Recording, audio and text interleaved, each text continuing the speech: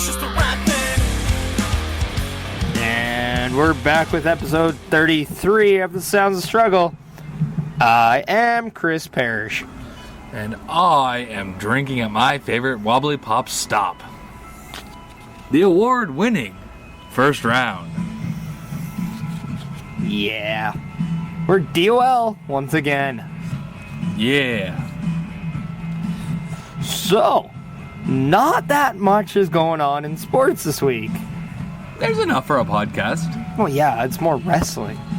Is that a problem? No, I'm just saying, sports are very boring. Well, that's This the time last of year, week, yes. Yes. Baseball, step up. You suck right now. Yep. The only thing I have for baseball is we should go to an Edmonton Prospects game. Should we bring the wives? Well, I think it's only fair. Treat them to a night out. Cheap beer, cheap seats. Exactly, and there's so many prospects. Why? Not that kind of prospect. Oh. Unless you're into young boys. But hey, you know, there's anything wrong with that. $5 foot long. Yeah, no thank you. I'll pay full price for mine, thank you. But Angels are in the outfield, right? Don't care. Don't care. Okay, fine. You hear that O.J. Simpson's getting released in October? Yay! We should ask him to do a podcast. We should ask him to be the heater for our team. You know what? I now have a strong urge that we should now start wearing gloves. Do you think you would try them for us? They'd probably be too small. Yeah. Yeah. But either way, we should either at least ask him to be on this podcast. He might try to sell our own stuff, though. That's true, and then he'd kidnap us. Then he'd go back to jail. The point is, we should try. Let's do it. I'm in. Okay. Also, did you see that that McGregor Mayweather press conferences that were going all over the place? Yeah. There's a guy in London who actually snuck in the back door with fake laminates, and he got ringside. I think that's fantastic. Good for him. Right? That's fantastic. Wow. MMA is really boring. Yes, the only thing I have is Lesnar and Jones might become a thing eventually. Yeah. John Jones, who apparently is overlooking Daniel Cormier right now, but is already challenging Brock Lesnar to a fight. Dude, do you think he'll even be still allowed? Brock Lesnar, I think, issued the challenge. Yes, he did, but John Jones said yes. Yeah. But, I don't know, I think John Jones should maybe win his fight against Cormier first. I still don't think it's going to happen. Yeah. I mean, he responded because there's so much cocaine in his system. Cocaine's one hell of a drug. It's one hell of a drug. Yeah. Yeah. Did you hear about the Phelps racing a shark? Yeah, I saw it. It was boring. So lame. They didn't even race at the same time. No! Like, what was the point of that? I don't know. By the way, Phelps lost. Just proving that sharks are better than Phelps. By 2 seconds, though. Now, the shark should just swim into the other lane, and then when he was actually in the lane, and attack Phelps and he ate him. That'd be good TV. Unless they're from San Jose, and then they won't do anything this time of the year. Well, say if it was from San Jose, they wouldn't have won. Well, yeah, that's what I mean. They wouldn't have done anything this time of the year. Exactly. Also, they would have made a falloon out of themselves. Ha ha ha! Yeah, that is good. That is good. You hear that? The only thing I have for basketball, which we don't normally do. No, we hate basketball. Derrick Rose is now with the Cavs for 1 year, and Kyrie Irving wants a trade. Yeah, way to go, Rose. That's all I have. Also, that LeVar Ball guy who's a douche apparently pulled his team off the court and while they were winning, and ended up getting having to forfeit the game in a playoffs and ended up losing because of a technical foul that he didn't agree with. He hated the officiating. I think that's sad. Anybody who has a child playing on the Bell team should pull their kid out as soon as possible. Absolutely. That guy is a tool. Yes. Okay. Now, by popular vote, hockey or wrestling next? Hockey. Okay. Because there's not much of it. Let's see. I'm going to go rapid fire here. Colton Parayko, 5 years, $27 million contract. Thomas Tatar, 4-year, $21.2 million contract. Victor Arvidsson, 7-year, $29.75 million. Brandon Dumoulin. There you go. There we go. Apparently, he actually had a broken hand like 7 times, or something ridiculous like that in the playoffs. So good for him for playing. Anyway, 6 years, $24.6 million contract. Johnny Oduya, 1 year, $1 million contract with the Senators. Yeah, everybody else re-signed with their teams except for Oduya. Yes. Who left Chicago. And Mika Zibanejad. Stayed with the Rangers. Yes, 5 years, $26.75 million. Yeah, so. Okay, hypothetical.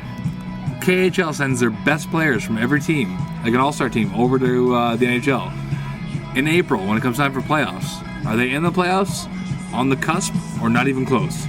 Where are they? Given the fact that they're all Russian, they're not even close.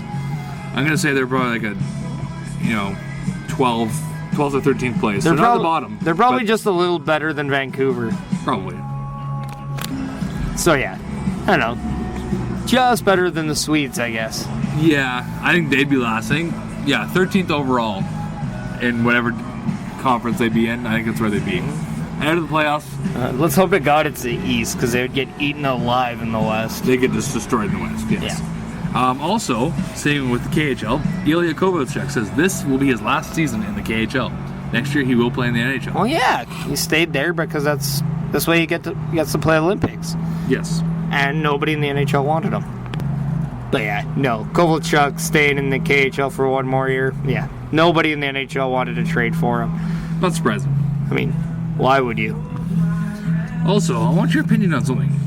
Johnny Gaudreau, in an interview, said he expressed interest in playing in his hometown of Philly. Is this something that Calgary fans, although we can laugh at them, should be concerned about? Sure. Nobody likes Calgary. That's very true. Very true. But I mean, Wayne Gretzky also said the same thing about Toronto and never actually played for the Maple Leafs. Probably because he realized that the team sucked. Well, Philly's not that much better. Yeah, that's true. That is very true. I mean, unless Gaudreau's going to play goal. Yeah. Is it too early? Because, I mean, it is the end of July. Is it too early to talk about the Heischer-Patrick points race? Yes. My opinion, yes. Preseason hasn't even started. Well, now one of them plays for the Leafs, so none of them are going to be as good as Matthews, who is supposedly better than McDavid already. Is that proven or what? Well, I mean, if you ask everyone who's wearing blue, yes. Like, does that include guys from Columbus? Sure, they're stupid. Okay, fair enough. Very good. Also, apparently Nolan Patrick missed training camp for an infection in his face. I guess he wanted to pull the Gar Snow and the Rick DiPietro and just not show up. Yeah, and then 2 weeks later found out it was just a birthmark.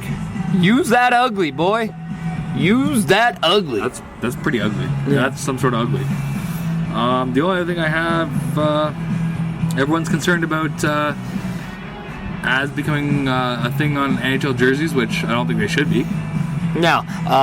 Adidas and the NHL agreed that the first 5 years already no ads will be on jerseys.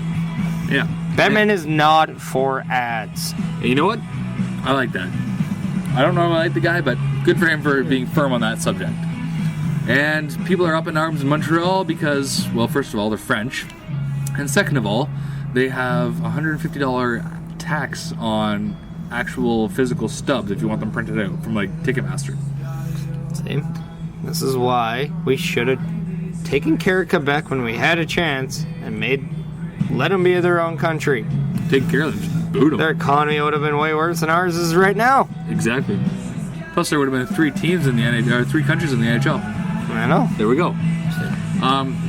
But yeah, overall, as much as it might suck because some people collect, ticket stubs, whatever. It's 2017. We're going into 2017-2018 season. I couldn't tell you the last time I actually had a physical ticket. I just print them off. That's what I've been doing for years now. Yeah, but I mean, we're young, and there's a lot of old people that still like that kind of nostalgic factor.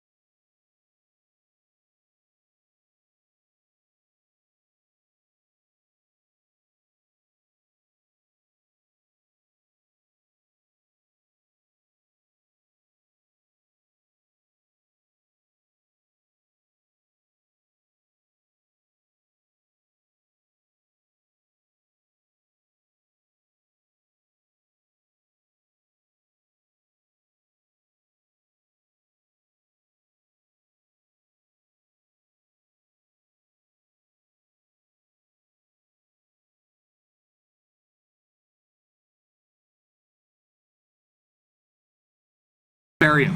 They're not pulling the old Kurt Hawkins on Aiden English. No. Kind of nice. It's weird because Aiden English is one of those guys that ever since Simon Gotch was let go, he was kind of in, okay, now what are we doing with him kind of a... And then he comes out to this whole, I'm going to sing, kind of like I'm a opera guy. But, I don't know, like, to me, I'm just not sold on him yet that I care enough about him by himself. Not yet. But I you know what? I have faith. Give it time. If they keep doing this with him, I think he's going to get over it. And I think part of me, too, is that I think Ty Dillinger should have something better than Aiden English at this point. I would much rather see, say, as maybe put Aiden English with, say, like Zach Ryder or something. Yeah. And then put maybe Ty Dillinger with Mike Kanellis. Okay. Yeah. But actually, you know what? Aiden English, Chad Gable would actually be pretty well, too. Yeah. They would. And they have more chemistry than just from their tag matches, in the sense of they've worked each other, before in singles. So yep. I think it wouldn't be that bad to see them in a program. I just think Ty Dillinger should be something further along. But, I mean, again, like, I agree. Like, I'm glad that they're just not burying Aiden English. But with that being said, like, I just also feel Ty Dillinger should be used a little bit better than a kickoff match. And it's not just because he's Canadian. It's because he's good enough to be able to warrant it. No, I think when he came into, he had some buzz around him. And yeah. I think they're kind of killing that buzz by not making him a prominent mainstay on the show. Yeah. So, Aiden English, there wasn't really that much buzz. Actually, I think a lot of people would say that the Vaudevillains were kind of out of nowhere. Exactly. Yeah. And people are like, really? You would bring these guys up, but not American Alpha, Revival? Which, American Alpha, I've already said that I don't think they should have broke them up, but that's just me. No. But I mean, I don't know. I'm more open to, where they go in their own ways now than yeah. I would have been before. I'd much rather see them do what they did now than not use them. Yeah. But yeah, so yeah. Okay. Well, I mean, the match itself wasn't bad. No, actually, I was invested enough in the match, So no. Yeah, just for me, it wasn't really enough to keep my peak. I'm glad it was the kickoff.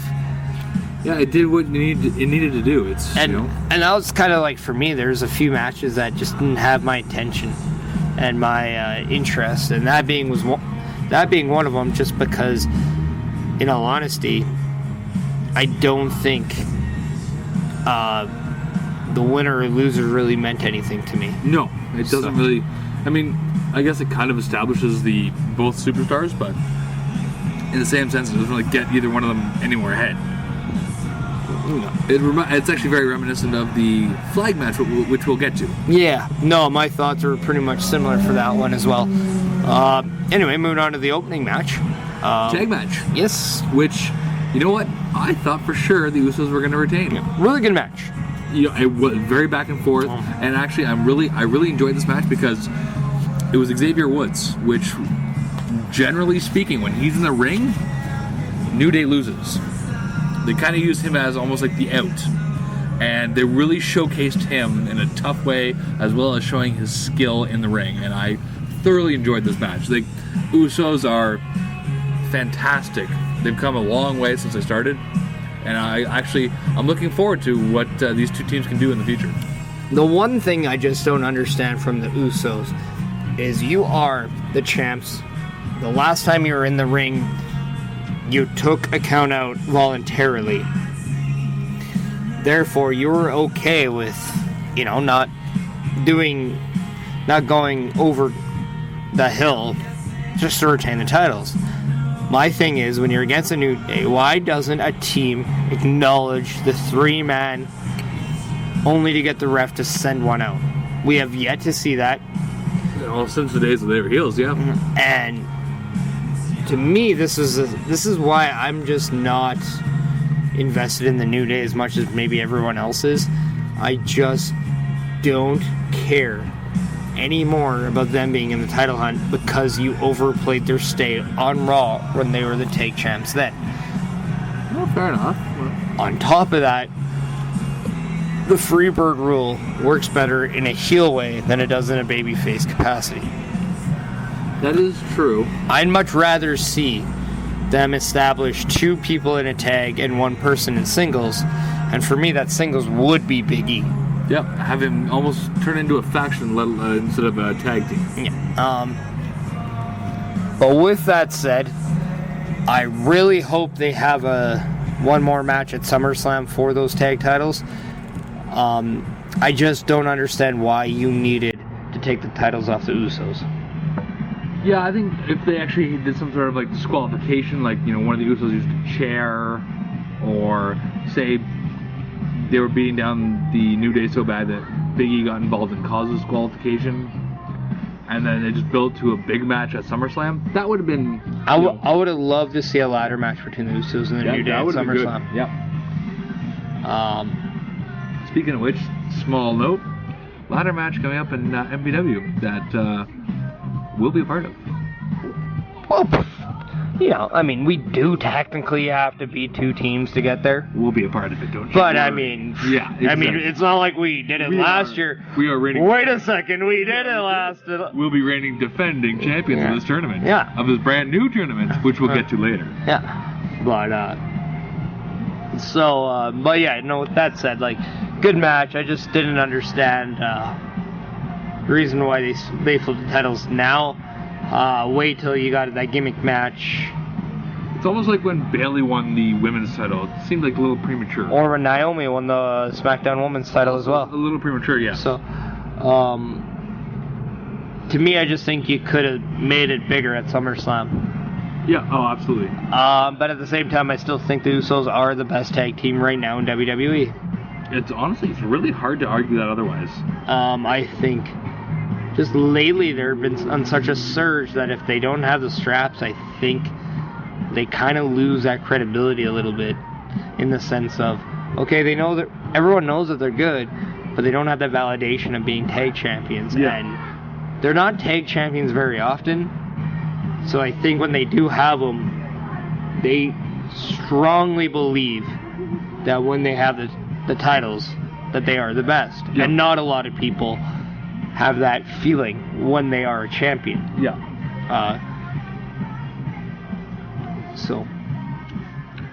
Yeah, what was the...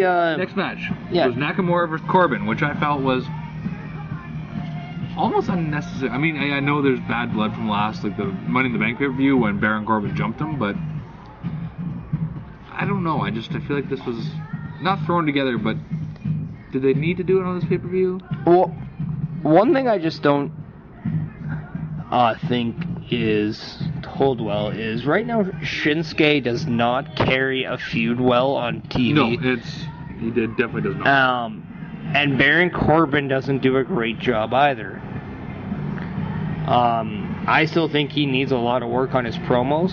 Yeah. While he's getting better and better in the ring. This is one match where I just honestly did not understand what either one of them benefited with. Yeah. The finish, I think, was very evident to that. Yeah, well, I mean, don't get me wrong, I like the, low blow. It just shows that Corbin felt vulnerable and he kind of, went for the cheap loss, but keeping himself strong. At the same time, though, he's the Money in the Bank guy. It's almost like they always have a tendency of building the Money in the Bank winner very poorly after he wins it. That is very So when true. he cashes in, now it's like he gets that push. Edge's push against, Kane. But I mean, even Jack Swagger, even Seth Rollins to an extent. Not as much, but still. Not to the extreme. No, but still. CM Punk, actually. Yeah, both times. Yeah. So I don't know. To me, I would have much been better off if I would have saw, say Rusev and Nakamura and Cena against Corbin. Absolutely. Or, just somebody different. Maybe even Owens and Nakamura for the U.S. title. That would also be, yeah. AJ and Corbin. Yeah, absolutely. But that being said, the match itself wasn't terrible. But again, it's just I didn't have that pull to actually want to watch it.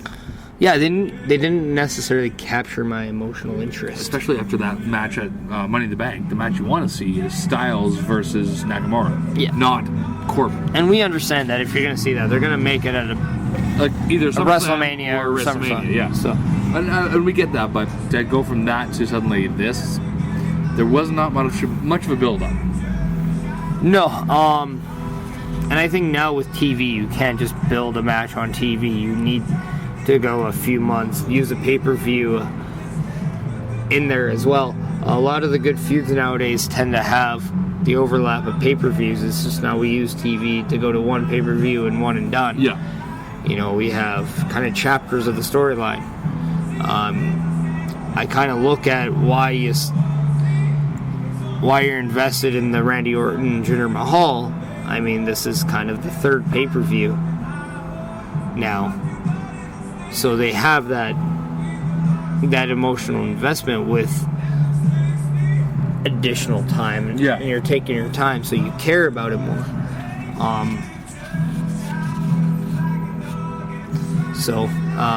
Anyway, the match ended with a low blow from Corbin on a Nakamura, and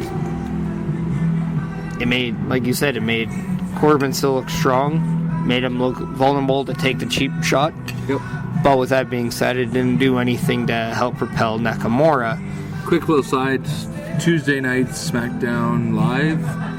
They had a match. They had a rematch, and Nakamura looked strong as ever there. Yeah. So, which was kind of nice, but at the same time, it moved on Nakamura onto bigger things for the following week. What's the point of doing the same match 2 days later? Exactly. And then finishing it off? Exactly. Why not finish it off? Yeah. That's only kind of my thing. Yeah. But that kind of leaves what does Corbin do now? Because he won, and he lost on TV, and now he's still kind of, treading water. Yeah. This then leads us to, I believe, the 5-way. The women's match, yes. Women's match, which I thought actually was the best match of the show. You can definitely make arguments for it, yes. Which it was Charlotte, Becky, Lana, Tamina, and Natalya. Yeah. And it came down to it, and it came down to Charlotte and Natalya. Yeah, Becky defeated Lana and then Tamina back to back before she was defeated by Natalya. Yeah.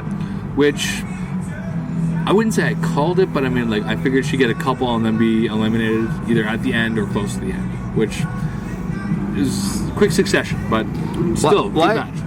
See, I definitely would have had Becky start with... I'd probably put Becky with Lana because I would trust the two together. Yeah. Have Becky go over, maybe lose to Tamina, put Charlotte in there who would go over, and then bring out Natalya. Yeah. And then the finish ended up seeing Natalya use the turnbuckle, the bottom turnbuckle. Which, you know what? A lot of people didn't like, from what I've read, a lot of people didn't like the whole roll-up thing, but it's different. I enjoyed it. To me, it just didn't look as vicious as it could have. Okay, so maybe it's more of just I think it was just an execution. Yeah, maybe it's just the way it's just very ironic, given that Natalya is the niece of the excellence of execution. Well, you can't be perfect every night of the year. Kurt Hennig could. Look where it got him. Staying in the family. Look where it got him. Curtis Axel. But look where it got him. Hall of Fame. Yep. And 6 feet under. Well, you know. And his son, that was the 80s. And his son is now part of the Miz Taraj. Hey, main evented Raw. Okay, fine. But, moving on to the match, staying with the match. I thought this did a very good job of propelling Charlotte as a babyface. Yep, absolutely. I thought it was a good way of reestablishing Natalya as a top heel on the SmackDown roster. Yep. And obviously, I don't think it did much for the other three, just because I think you still see Becky in the same light as you did going in, as you do after. It shows her she's able to beat two, but still, she's like upper mid-card female, I guess. Yeah. So And this basically sets up Naomi against Natalya at SummerSlam for the women's title. I believe Carmella walks out of SummerSlam as women's champion. See, I'm of a different mind. I'm almost hoping that she holds it and does something that no one's done, like, say, cash in a win at Survivor Series. Which, if she literally, like, say, for like even like a month or two, doesn't wrestle at all on SmackDown or everything, just every time Naomi's in the ring, she's there. Just always over her shoulder. I like that. You know, it hasn't been done quite a while. So, like, why not do it? Well, I find, like, she has been doing the backstage segments. Yep. Telling Naomi that she's watching her and all that stuff. But again, you have somebody with a briefcase and you're not seeing very much done. Again, that's very true. So it might be more of them just trying to make the briefcase always a surprise when it's cashed in. That's which is fine. Guess, but I think it's just overused, overdone. Yeah, it's possible. So, carrying on. Yes. Kevin Owens versus AJ Styles for the United States Championship match. And this was a good match until the finish. See, here's my thought about this. I said Battleground had no flow. I did not think this match had one either. I still enjoyed it. I was not... I had a bit of recollection in this match where when I watch Kevin Owens, I'm thoroughly entertained by his using the crowd during this match. Yes. But he definitely goes move to move too much in these matches. And I feel the more he does it, the more repetitive he's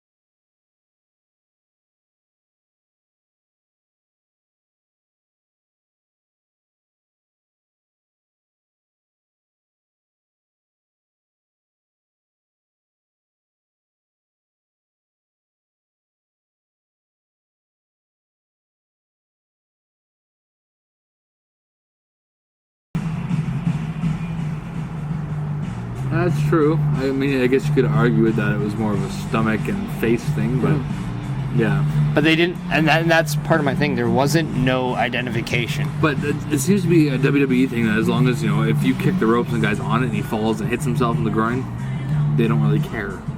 As long as you don't actually directly contact them. But secondary contact, they seem to be okay with it. And to me, I don't know. That leads to a lot of confusion.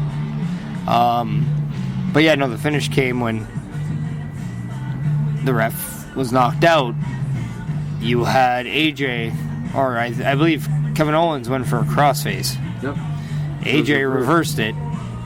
I was 100% expecting Kevin Owens to tap with the ref not seeing. Or cheat or something, which didn't happen. And yet, that's exactly what didn't happen. We ended up seeing pretty much a clean pop-up powerbomb for the 1-2-3. Which was, it seemed weird. Like, the flow of the match at that point especially was just weird.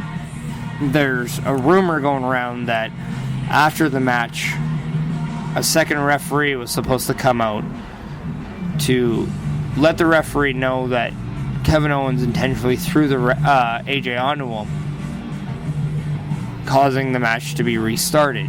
Which, right there, I would have just disqualified Kevin Owens and not restarted the match. Yeah. But then AJ was supposed to retain, which makes a lot of sense given that AJ stood in the ring very irate. As Kevin Owens going up the ramp but not leaving. Yeah. And then on SmackDown you see that AJ Styles reclaims the U.S. title. In a triple threat match with Jericho, which was surprising. Yes. We'll get to that a little bit later, but only further proof that maybe AJ Styles was supposed to retain all along. Yep. So, like again, I said a little bit about the execution in the women's match. I feel this was a direct lack of execution. Yeah. In this match as well. So, moving on to the match that I think did nobody any benefit whatsoever. It was John Cena versus Rusev in a flagpole match. Yeah. I feel like this was a waste of time. Basically a match filler, like a card filler. I was not invested. I didn't really care about the winning. The match it went on way too long. I feel like I saw this match at WrestleMania 31. Yeah, it went on for over 20 minutes, and I found like it was just killing time. Yeah. There was no need for it. Outside of the fact that both guys came back on July 4th. Yeah. Was there truly a pro-U.S., anti-U.S. storyline here? No. I didn't really feel it out of any one of the two. Very thrown together last night. Rusev does a shtick about stupid Americans and all that stuff. And then John Cena is the patriot of the pro-United States of the two, but at the same time, it just did not have that feel. No. You didn't have the U.S. versus Bulgaria feel to this match. Yeah. And I think because of that, it failed from a story point of view. Yeah. Cena eventually gets the win. Which, I don't know, just... You draft Rusev. He comes back, 4 or 5 months after? Debuts, only to lose. To a guy who is a free agent. And this did nothing for the mainstay guy. What do you do with Rusev moving forward now? You're going to have to do something with him, otherwise just his credibility is shot. I just don't understand why I should be emotionally invested in Rusev moving forward right now. Yeah. And now it's Cena versus Nakamura next week on SmackDown, and if whoever wins faces Jinder Mahal at SummerSlam. So, again, what does that do? Really, this match is basically nothing. Yeah, and Nakamura got this spot after beating Baron Corbin on SmackDown earlier in that evening, and John Cena gets it for pretty much winning against Rusev in the flag match. The match itself was, again, it was just 21 minutes and 10 seconds of filler in my eyes. A match 21 minutes and 10 seconds that could have been given to the likes of Sami Zayn and Mike Kanellis, who I bet you could have done something really good with it. But instead, they had 7 minutes 15 seconds. And it looks like Mike Kanellis' push is already falling flat. Yes. Because he has not only did he lose against Sami Zayn this week, but on SmackDown lost in a tag match. Exactly. And was the one who got pinned. Yeah. Both times. So, the First Lady and the man who takes his wife's name, not looking good for you right now. But, maybe they have something planned for them. So, the match itself was the okay. Power of love is not that powerful. No, you got to call Huey Lewis and figure out what the news is. We got a bad case of not working out. Yeah. The match itself wasn't terrible, but, it was just too short. Like, it just was basically, boom, boom, boom, done. Well, and, good, you catapult Sami Zayn to the next tier. Yeah.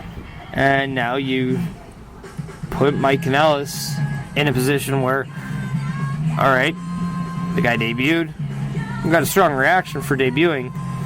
Since then, steadily going downhill now. Yep. What does he do now? And why should I be invested in Mike Kanellis moving forward? Agreed. And this leads us to the world title main event.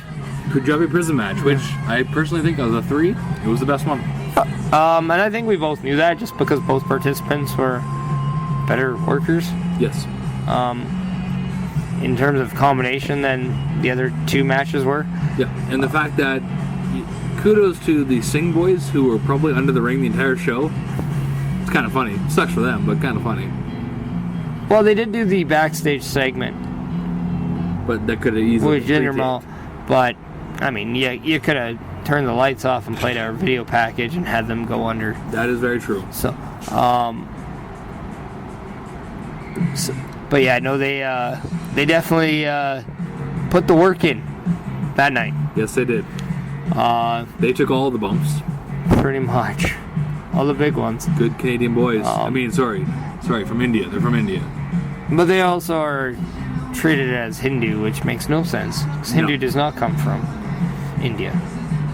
There's a lot of Hindu people in India, though. No, but most Indians are not Hindu. Are we sure about that? Yeah. I'd say about half.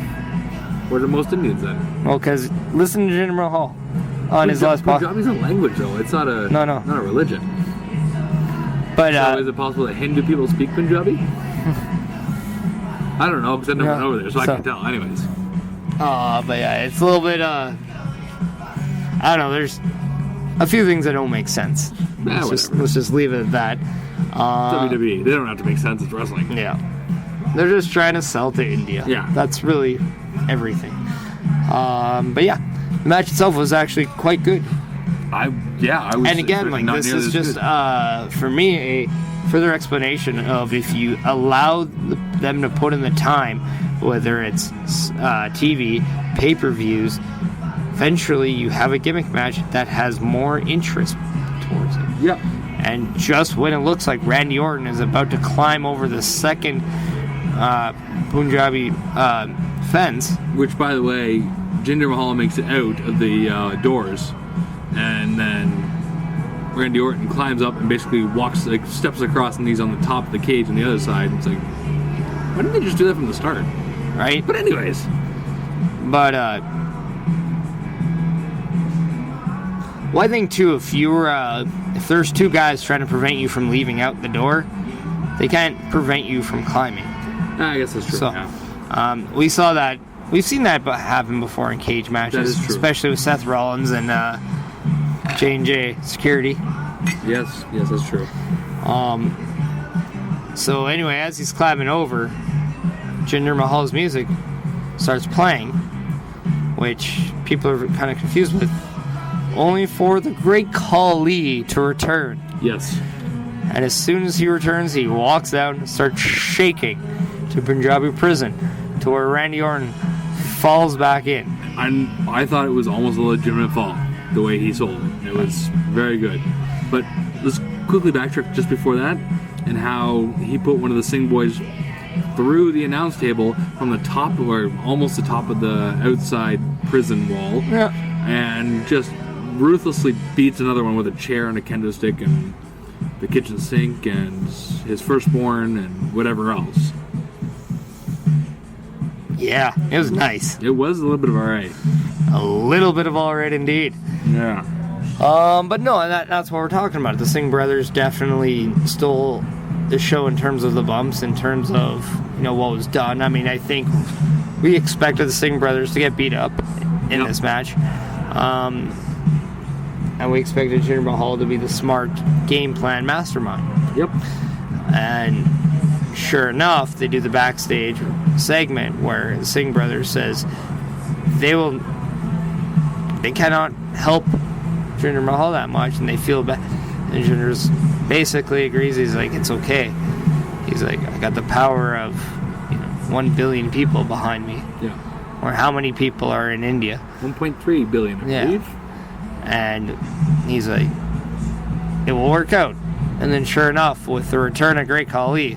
Now, do you think he's a one-off, or do you think he's come back for a while? Oh my God, do I hope it's just a one-off. Yeah, because he wasn't on Raw or SmackDown that I remember. I have no interest in seeing Khali wrestle ever again. Yeah. No, I agree with you. Now, if he's used to help put over Jinder, I'm okay with that. Okay. Because if Jinder is not getting over in India, Khali will. Yeah, that's and if Khali puts the rub on Jinder Mahal, that helps Jinder Mahal moving forward, and I'm okay with that. Fair enough. Okay. Here's my thing. You have a world champion in quite the gimmick match. Yes. Baron Corbin, Money in the Bank briefcase holder. Why won't you cash in on that match? Probably because he saw a Great Khali and was like, oh, hell no.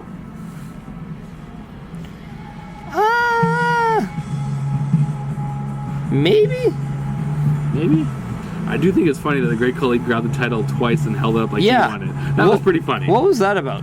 I don't know. I don't think he understands exactly what's going on. Maybe he thought he won it. No, I don't know. Big head. Brain? Tiny. Yeah. I don't know. Goldfish memory probably put him back in the day where he was world heavyweight champion. Yes. Back in 2000. But how small does that title look in Khali's hand? Tiny. Guy's hands the size of the front plate. Look like the main plate of the WWE title. The main title plate looked like a dime in Khali's hand. Very much so. It was quite scary. Just, I mean, and what was it? Jinder Mahal, he's not tiny. He's like, what, 6'5"? Oh, no. Yeah, so anyway, that was our Battleground review. Yes. Don't let us know what you thought, because... we don't care. And we're trying to forget it. Well, I don't mind it, but yeah, I'm moving on. We're moving on. Yeah, we're moving on. You know what you can do, though, and let us know about, is if you go to whatamaneuver.net. Yeah, you should move on to whatamaneuver.net. And there, you can get some vintage OWE or some struggle gear for you and your whole family. Original struggle gear. The OG stick. The OG shirt. The OG schwanzy. The OG sweater. Indeed. And the OG onesie. Schwanzy. For your baby. Or for you. I mean, if you're weird. Yeah, if you're small. Whatever, teach your own. Yeah, and do that right now. And move on. We'll wait. We'll wait right here. Yeah. We'll wait.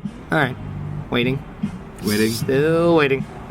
And now we're moving on to, while you're doing that, what you should do is listen to all previous 32 episodes after this in succession by going to, what, Podbean? Google Play. How about iTunes?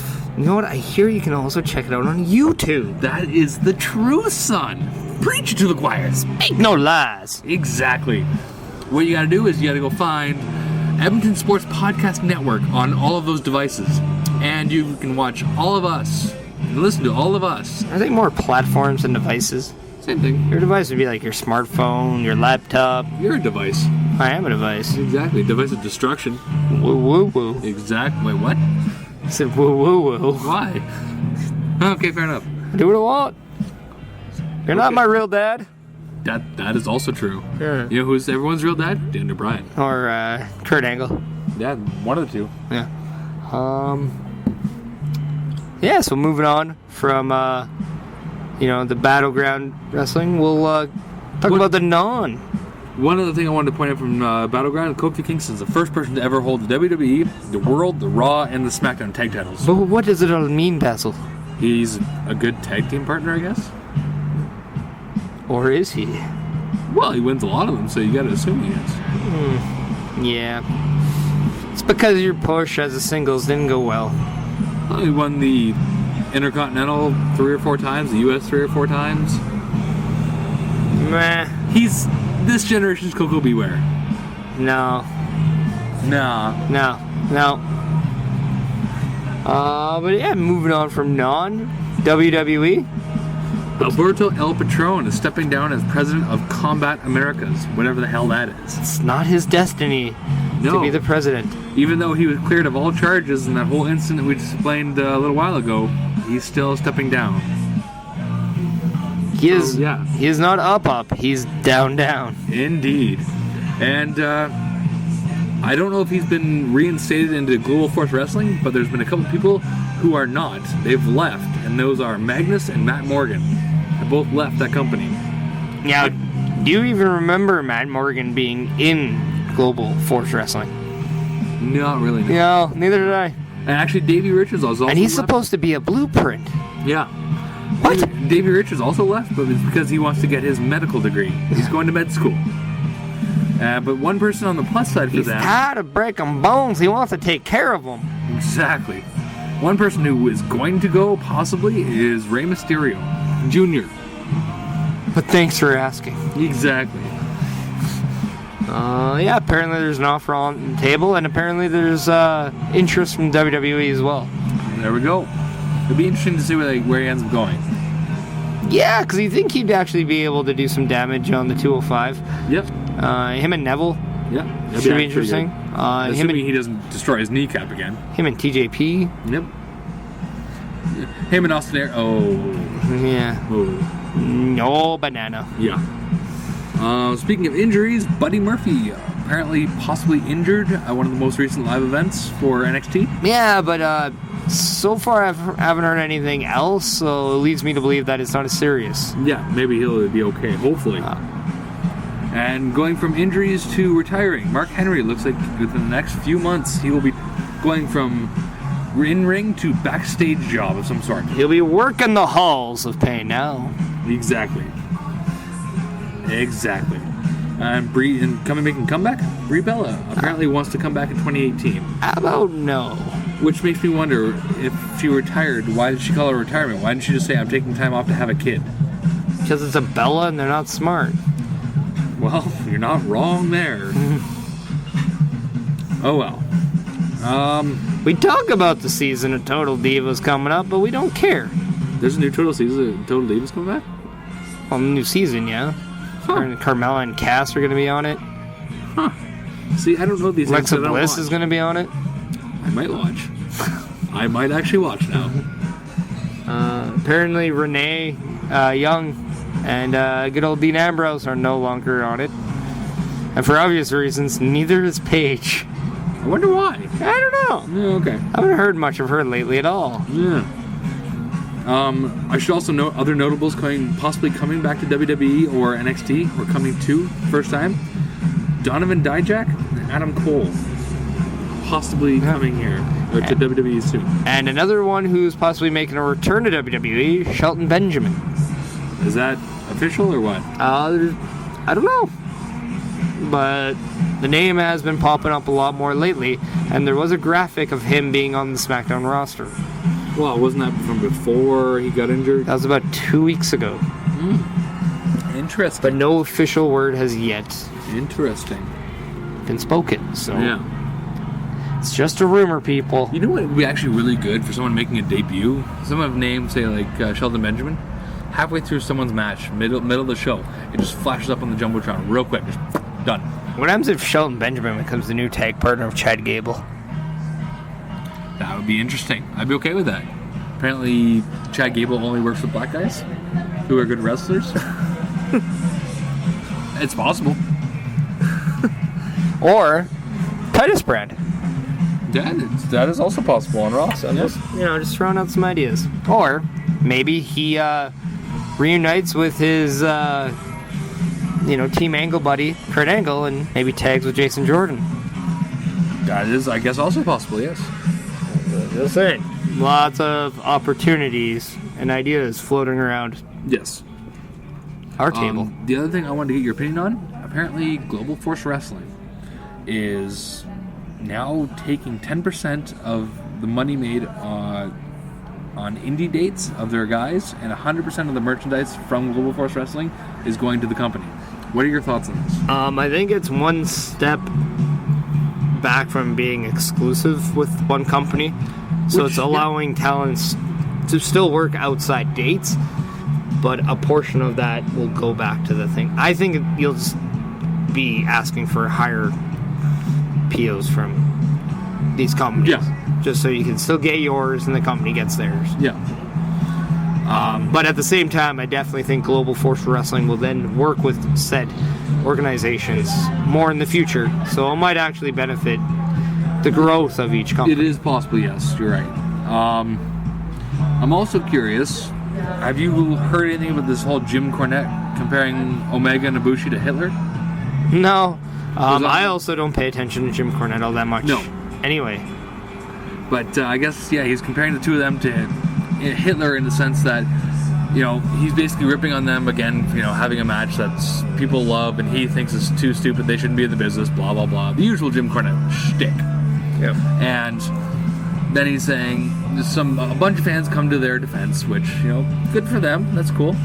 But then he's saying, it doesn't matter if Hitler was a good painter, he's still a terrible human being. These guys should not be in the business. Which makes me wonder, why does he hate people so much? Is he doing this because he legitimately thinks this, or because he's trying to stay relevant? You gotta wonder. Cornette's not a Jew, is he? Honest question. I don't know. It would not surprise me if he was. I mean, I'm just saying, he could be emotionally invested too much. Maybe. In this comparison. It could very well could be. I mean, Cornette also hated on Sami Zayn and Kevin Owens and told them they wouldn't be anything in the business, and one became Universal Champion, and the other one is Sami Zayn. Exactly. But both did quite well for themselves. Yes. And are doing quite well for themselves. So I don't know. I think he's honestly just doing it trying to stay relevant. I think Cornette, too, has a very stubborn opinion about what he thinks wrestling is about and what it should be, and stays true to those guns. Yeah, the way he thinks the wrestling should be, I don't think it would work anymore. People want to see the high-flying, fast-paced stuff now. I think the world we live in has dictated a revolution in pro wrestling that has changed the way the business needs to be to survive. Yep. Whether or not it's good or bad, we'll soon tell based on the legacy it will leave in the next 10, 20 years. Yeah. I don't think a lot of people would say how important the Attitude Era was as they do now, because you now see how much that made the business better and almost made it popular and mainstream. Well, I'd say it was the high point of wrestling, honestly.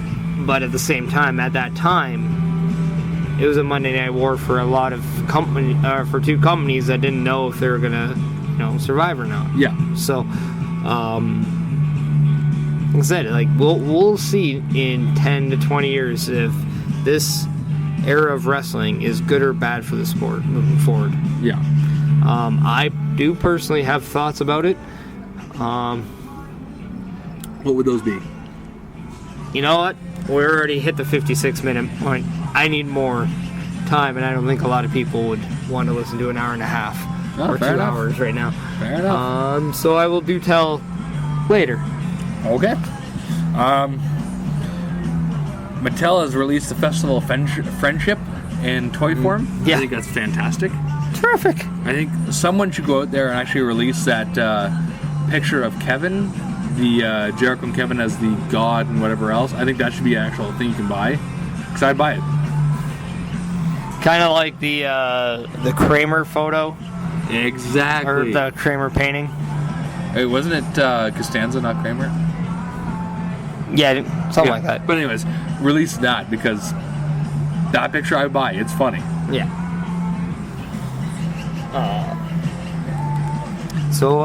Is there anything else you have? One more thing. Apparently, before we get into our upcoming events. Yes. Ryback apparently thinks women should shake their asses more in the ring and do less wrestling. Oh, so like he did. Pretty much. Okay. Pretty much. Yeah. There's actually a video of him telling Charlotte to don't do a moonsault, shake your ass. It's weird. Well, it's like what telling Ryback, don't do a headlock, just get fired. It looks weird. That's a good point. Yeah, it's very, very strange. His Ryback his is very, very much shown how sour he is after being let go by the WWE. I think he's just more bitter that he wasn't acknowledged as the third guy in the room for that Page video. I mean, he was the cameraman, but I mean, there's been a lot of memes going around saying that Ryback was supposed to be CEO of WWE, not Vince McMahon. Yeah. A lot of those kind of things where it's just now getting Ryback just literally needs to step back to reality and understand you're not as good as you think you are. Not even close. Shut up. Agreed. Well said. If you want a big guy who knows how to work with smaller guys, Ryback, it's not you. Not even close. No. I mean, Baron Corbin knows how to do it. Watch the Kalisto matches. They were a lot better than yours with Kalisto. You can even, watch Batista when he was with Rey Mysterio. Yep. That was good. Yeah. A lot of guys were able to do things like that. There's nothing that Ryback did that, wasn't done before. Yeah. Ryback wasn't very creative. Ooh, look. You're going to create a character involving the Terminator. Yeah. No one cares. Not even a little bit. No. So. It's like how I'm not even fully paying attention right now to this conversation because Ryback's involved. Yeah. I mean, it's funny. This conversation has no juice because Ryback took it all. Very true. Burn. I like what you did there. Yeah. So, where can they find you coming up, CWC champ? Where are you going to be in the next couple weeks? Well, I mean, as CWC champ and 1/3 of the Monster Pro Wrestling Team Champions. Indeed. Might add. This Saturday, the CWC is having a match called Aftermath, where I'll be defending my title against Dylan Stone. He doesn't stand a chance. Not one chance. And CWC fans, we have a surprise. And you'll find out this Saturday. The Abbey Center in Red Deer. Yeah. What about you? This weekend I don't have much coming up. I don't know what I'm doing yet. It's an open date? I do have an open date on Saturday, actually. Interesting. Yeah. I'm looking for something to do. Yeah. Speaking of something that we know we both can do, is Saturday, August 5th. We have the Nelson Mayer Renegade Memorial Tag Team Tournament show. Which we're going to win again. Yeah. With Monster Pro Wrestling, live at the Alberta Ave Community Hall, where we have tickets starting at $15 in advance. I've sold 2 Hit of us mine up. already. Hit us up. Yep. We have tickets for you. You want to see a repeat of Tag Champs? Just come on down. Tag Struggle will repeat. Yes. We will win this first ever tournament with new titles. We mentioned the Freebird rule earlier. Yep. Just saying. Freebird rule. Indeed. Remember it. Indeed. Will now be referred to as the Struggle rule. I like it. That's good. Or it'll be the Tag Struggle rule. As it should be. Yeah. As Meniac, myself, and the headline, Shaun Martens, will be competing together as one. Indeed. So, come check it out. We will win the first ever Nelson Mayer Memorial Renegade Tag Team titles. Indeed we will. We will do that. And that is the end of that story. Yeah. And believe us, when we say something, it happens. 100% of the time it happens. 100% of the time. And then, and then I believe at August 12th, we have a new show, as summer class has been officially postponed till May of 2018. You heard it here first. Yeah, it's official. It's official. It's a thing. Whether they've announced it or not, it's a thing. So instead of Summer Clash, Tag Struggle may or may not be appearing at the new CWC show on August 12th. But we'll let you know. Either way, we'll be doing something that weekend. Yeah. And then August 19th, I'll be in Lethbridge, Alberta for Pure Power Wrestling. Hopefully, kicking the ass of the Irishman once again. No, hopefully. It's going to happen. I mean, the stupid fat idiot deserves it after what he tried to pull last month. Yes. And, he stole my Lucky Charms, man. give me his belt. I mean, tricks are for kids. Yeah. Lucky Charms aren't for you. Exactly. They're for me. What about August 25th? Do you have anything coming up? No, I don't know. I know August 20th is SummerSlam. August 20th. Good So, we might have to get together then. Might have to do something now. And then I got something coming up on the 25th, 26th. We'll talk. We'll talk. People don't need to know what we do in our spare time. Not all of it, no. We'll figure it out. So, we'll let you know. That's a little taste for people here. Yeah. So you've heard our upcoming appearances. That is all. We've let you in to way too much of our lives. We've been drinking too much and I have to go to work. Yeah. This is going to end well. Yeah, I don't. So that's fun. Yeah. So anyway, this does it for episode 33 of The Sounds of Struggle. Oh, Mike Threff, 3-3. That's what 33 is. Yeah. Not like last week where 32 was actually 31 again, because someone there has been drinking too much. Get shit together. Come on. Yeah.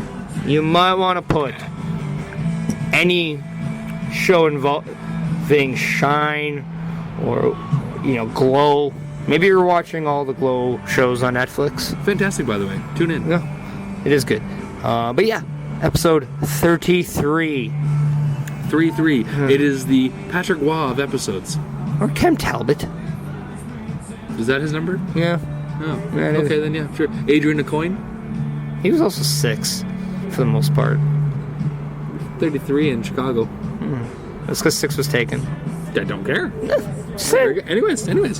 That'll do it for us. And, yeah.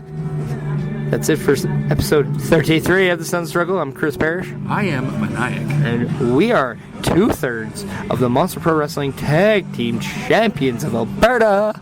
Miss you, Shaun. Yeah. He's the other third. Yes. And that, you know. and that completes the trio. Yes. We are also real. Yeah, well, the trio is also the whole entire Tag Struggle. And yes, we are real. But most importantly, we are spectacular. Later, bitches. Yeah.